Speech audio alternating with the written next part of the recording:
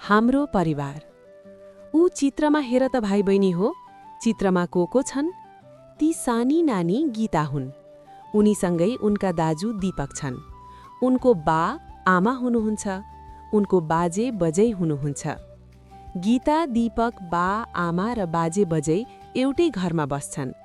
उनीहरू एउटै भान्सामा भात खान्छन्, एकै ठाउँमा मिलिजुली बस्छन्। यो उनीहरूको एउटा परिवार हो। परिवार थरीथरीका हुन्छन्। कुनै परिवारमा धेरैजना हुन्छन्, कुनै परिवारमा थोरैजना हुन्छन्।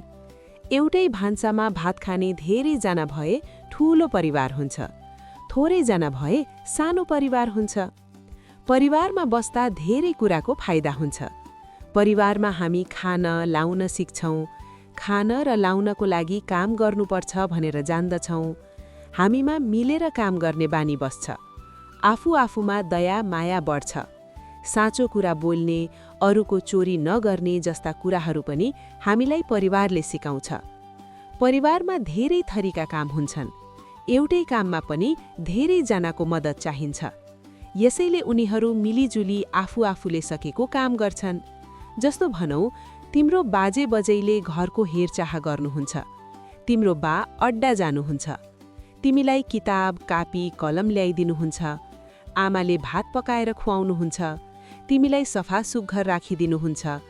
दाजुले तिमीलाई हात समातेर पाठशाला लैजानुहुन्छ। भाउजू पाठशालामा पढाउनुहुन्छ। दिदीले तिमीलाई बेलुका पाठ घोकाइदिनुहुन्छ। फुर्सदको बेलामा तिमी दिदी, बहिनी, दाजु, भाइसँग मिलेर खेल्छौ।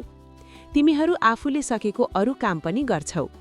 राति सुत्ने बेलामा बजैले तिमीलाई गीत र कथा पनि सुनाउनुहुन्छ। ल, गीत सुन।